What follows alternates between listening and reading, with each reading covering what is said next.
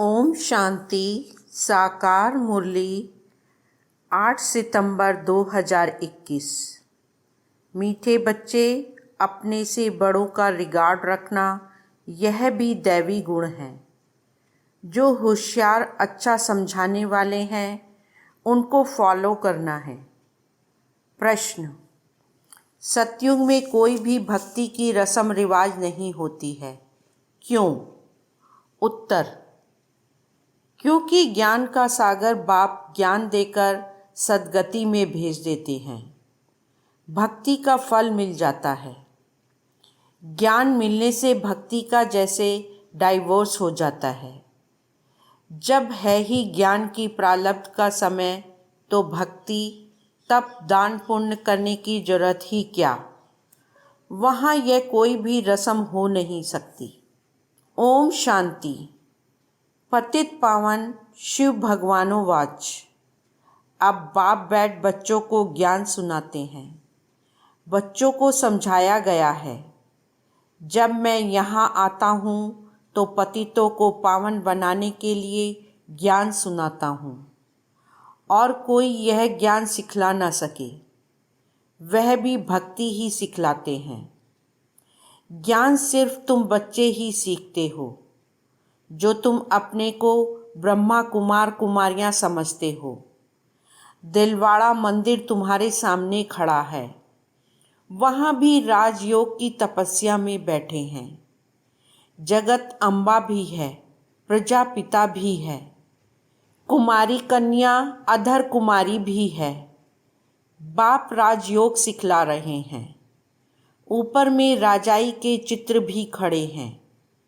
बाप कोई भक्ति नहीं सिखलाते हैं, भक्ति ही उनकी करते हैं जो सिखला कर गए हैं। परंतु उनको पता नहीं है कि कौन राजयोग सिखलाए राजाई स्थापन करके गए हैं। तुम बच्चे अभी जानते हो, भक्ति अलग चीज है, ज्ञान अलग चीज है। ज्ञान सुनाने वाला है ही एक, और कोई सुना न सके। ज्ञान का सागर एक ही है, वही आकर ज्ञान से पतितों को पावन बनाते हैं। और जो भी सत्संग हैं उनमें कोई भी ज्ञान नहीं सिखला सकते। भल अपने को श्री श्री 108 जगत गुरु भगवान भी कहते हैं, परंतु ऐसे कोई नहीं कहते कि मैं सबका परम पिता ज्ञान का सागर हूँ। उनको कोई परम पिता तो कहते ही नहीं। यह तो जानते ही हैं कि परम पिता पतित पावन है। यह पॉइंट्स बुद्धि में अच्छी रीति रखनी है। मनुष्य कहते हैं यह ब्रह्मा कुमारियाँ तो भक्ति को डाइवोर्स देती हैं, लेकिन जब ज्ञान मिलता है तो भक्ति को डाइवोर्स देना ही है। ऐसे नहीं, जब भक्ति में जाते हैं तो उस समय यह मालूम पड़ता है कि हम ज्ञान को डाइवोर्स देते हैं। नहीं, वह तो ऑटोमेटिकली रावण राज्य में आ जाते हैं। अभी तुमको समझ मिली है कि बाबा हमको राजयोग सिखला रहे हैं। राजयोग का ज्ञान है, इनको भक्ति नहीं कहेंगे। भगवान ज्ञान का सागर है, वह कभी भक्ति नहीं सिखलाएंगे। भक्ति का फल ही है ज्ञान। ज्ञान से होती है सद्गति। कलयुग के अंत में सब दुखी हैं, इसलिए इस पुरानी दुनिया को दुखधाम कहा जाता है। इन बातों को अभी तुम समझते हो। बाप आया हुआ है भक्ति का फल अर्थात सद्गति देने। राजयोग सिखला रहे हैं। यह है पुरानी दुनिया जिसका विनाश होना है। हमको राजाई चाहिए नई दुनिया में। यह राजयोग का ज्ञान है। ज्ञान सिखलाने वाला एक ही परम पिता परमात्मा शिव है। उनको ही ज्ञान सागर कहा जाता है, कृष्ण को नहीं। कृष्ण की महिमा ही अलग है। जरूर आगे जन्म में ऐसा कर्तव्य किया है जो प्रिंस बना है। अभी तुम जानते हो हम राजयोग का ज्ञान ले नई दुनिया में स्वर्ग का प्रिंस प्रिंसेस बनेंगे। स्वर्ग को सद्गति, नरक को दुर्गति कहा जाता है। हम अपने लिए राज्य स्थापन कर रहे हैं।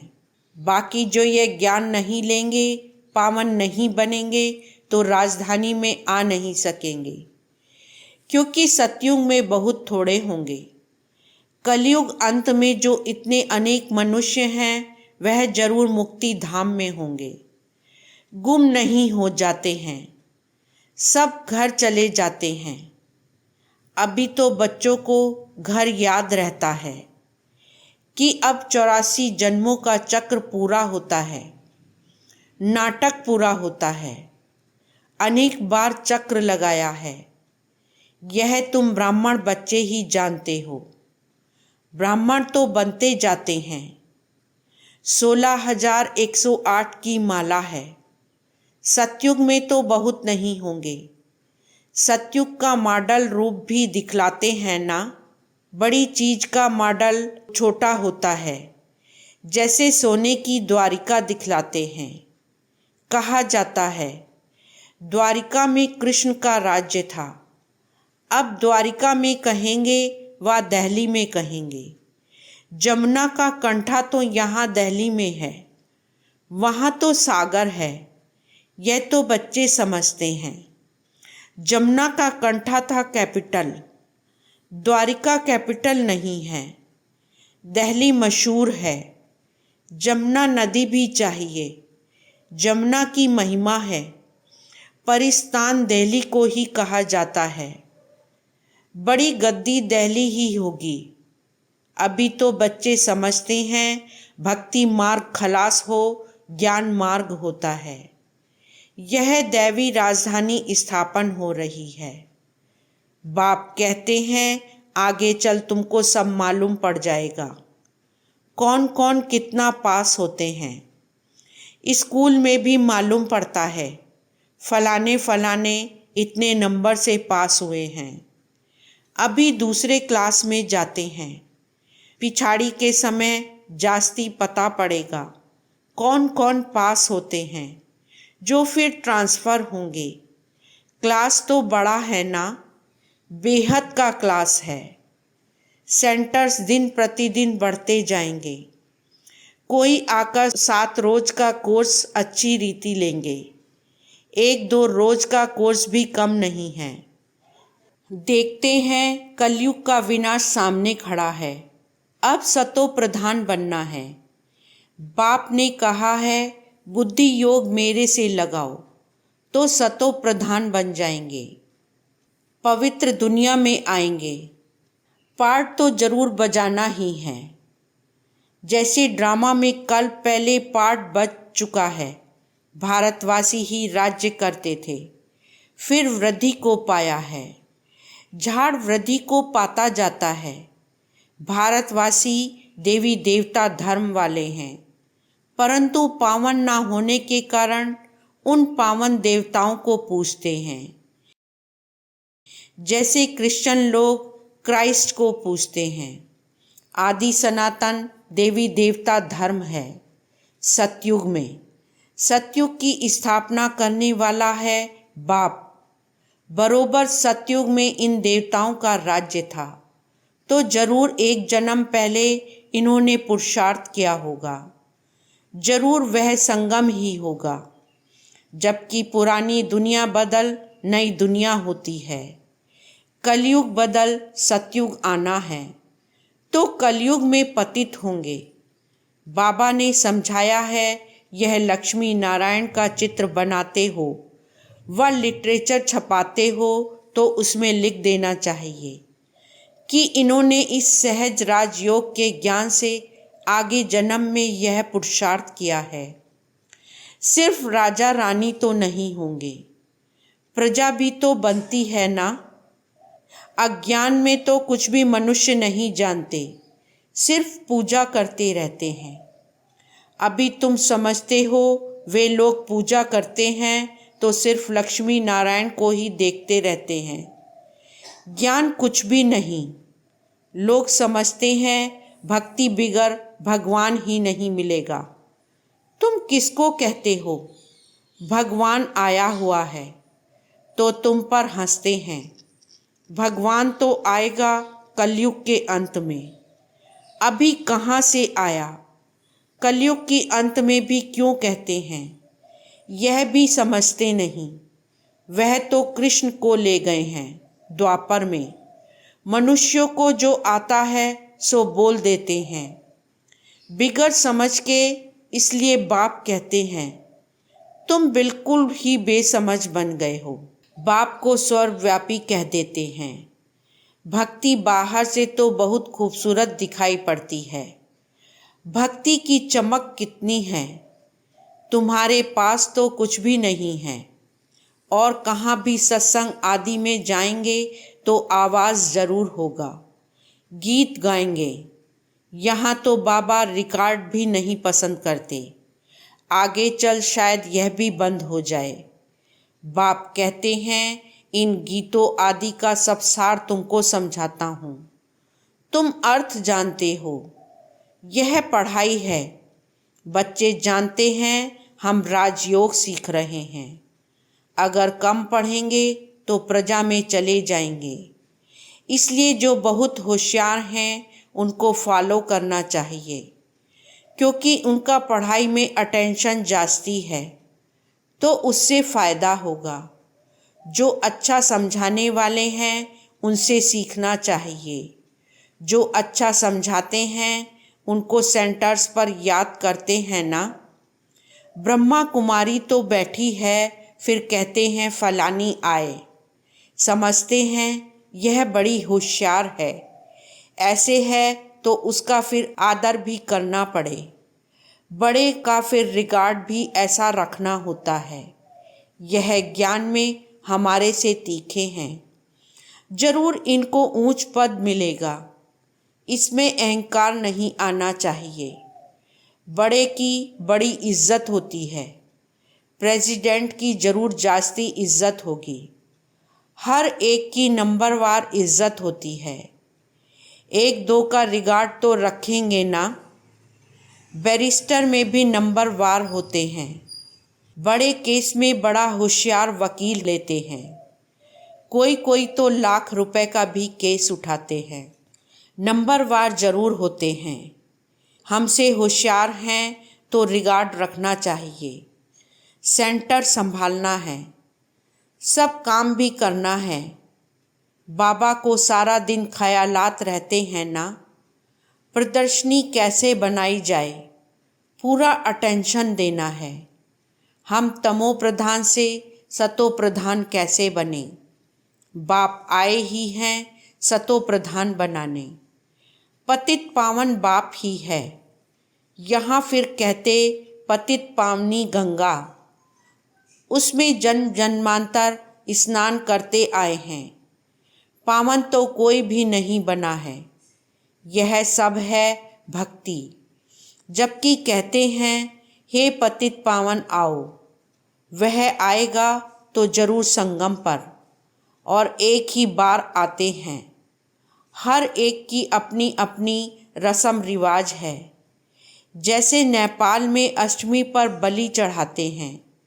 छोटे बच्चे को हाथ में बंदूक दे चलवाते हैं। वह भी बलि चढ़ाएंगे। बड़ा होगा तो एक धक से बछड़े को काट देगा। कोई ने कम धक लगाया। एक धक से ना मरे तो वह बलि नहीं हुई। वह देवी पर नहीं चढ़ाएंगे। यह सब है भक्ति मार्ग। हर एक की अपनी अपनी कल्पना है। कल्पना पर फॉलोअर्स बन जाते हैं।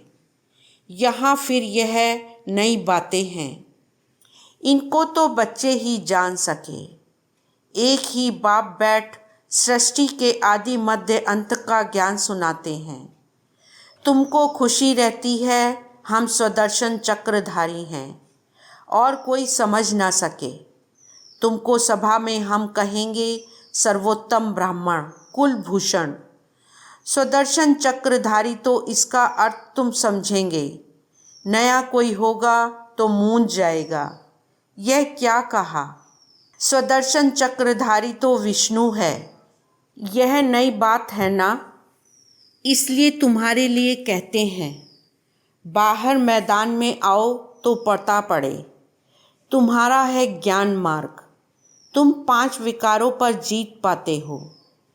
इन असुरों 5 विकारों से तुम्हारी लड़ाई है, फिर तुम देवता बनते हो और कोई लड़ाई की बात नहीं होती। जहाँ असुर हैं वहाँ देवताएं होते नहीं। तुम हो ब्राह्मण, देवता बनने वाले, जो पुरुषार्थ कर रहे हो। रुद्र ज्ञान यज्ञ में ब्राह्मण जरूर चाहिए, सिवाय ब्राह्मणों के यज्ञ होता नहीं। रुद्र है शिव, फिर कृष्ण का नाम कहाँ से आया? तुम दुनिया से बिल्कुल ही न्यारे हो, और तुम हो कितने थोड़े। चिड़ियाओं ने सागर को हप किया। शास्त्रों में दंत कथाएं कितनी हैं। बाप कहते हैं, अब वह सब भूल मामे कम याद करो। आत्मा ही बाप को याद करती है। बाप तो एक है ना, हे परमात्मा व प्रभु कहते हैं, तो उस समय लिंग भी याद नहीं आता है, सिर्फ ईश्वर व प्रभु कह देते हैं। आत्मा को बाप से आधा कल्प का सुख मिला हुआ है, तो फिर भक्ति मार्ग में याद करती हैं। अभी तुमको नॉलेज मिली है। आत्मा क्या है, परमात्मा क्या है? हम सब आत्माएं मूल वतन में रहने वाली हैं। वहाँ से नंबरवार पाठ बजाने आती हैं। पहले आते हैं देवी देवताएं। कहते हैं क्राइस्ट के पहले देवी देवता धर्म था। 5000 वर्ष की बात है। वो लोग कह देते 50,000 साल की यह पुरानी चीज़ है, परंतु 50,000 वर्ष की पुरानी चीज़ कोई हो नहीं सकती। ड्रामा है ही 5000 वर्ष का। मुख्य धर्म है ही यह। इन धर्म वालों के ही मकान आदि होंगे। पहले पहले तो रजोगुणी बुद्धि थे, अभी तो और ही तमोगुणी बुद्धि वाले हैं।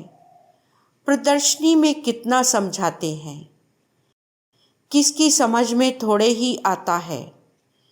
ब्राह्मणों की ही सैपलिंग लगनी है, तो बच्चों को समझाया गया है। ज्ञान अलग चीज़ है, भक्ति अलग चीज़ है। ज्ञान से सद्गति होती है, इसलिए कहते भी हैं, हे पतित पावन आओ, दुख से लिबरेट करो। फिर गाइड बन साथ ले जाएंगे। बाप आकर आत्माओं को ले जाते हैं। शरीर तो सब खत्म हो जाएंगे, विनाश होगा ना। शास्त्रों में एक ही महाभारत की लड़ाई गाई हुई है। कहते भी हैं, यह वही महाभारत की लड़ाई है। वह तो लगनी ही है। सबको बाप का परिचय देते रहो। तमो प्रधान से सतो प्रधान बनने का उपाय तो एक ही है। बाप कहते हैं, मामे कम याद करो, तो विकर्म विनाश हो जाएंगे और आत्मा मेरे साथ चली जाएगी। सबको संदेश देते रहो, तो बहुतों का कल्याण होगा। अच्छा, मीठे मीठे सिकीलते बच्चों प्रति माता पिता बाप दादा का याद प्यार और गुड मॉर्निंग। रूहानी बाप की रूहानी बच्चों को नमस्ते। रूहानी बच्चों की रूहानी बाप को नमस्ते। धारणा के लिए मुख्य सार। फर्स्ट पॉइंट, जो पढ़ाई में होशियार हैं, अच्छा समझाते हैं, उनका संग करना है, उन्हें रिगार्ड देना है, कभी भी अहंकार में नहीं आना है।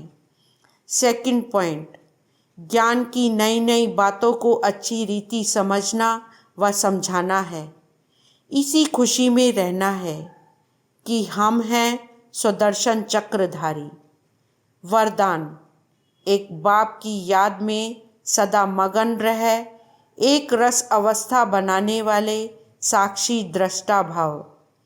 सार, अभी ऐसे पेपर आने हैं जो संकल्प स्वप्न में भी नहीं होंगे, परंतु आपकी प्रैक्टिस ऐसी होनी चाहिए जैसे हद का ड्रामा साक्षी होकर देखा जाता है।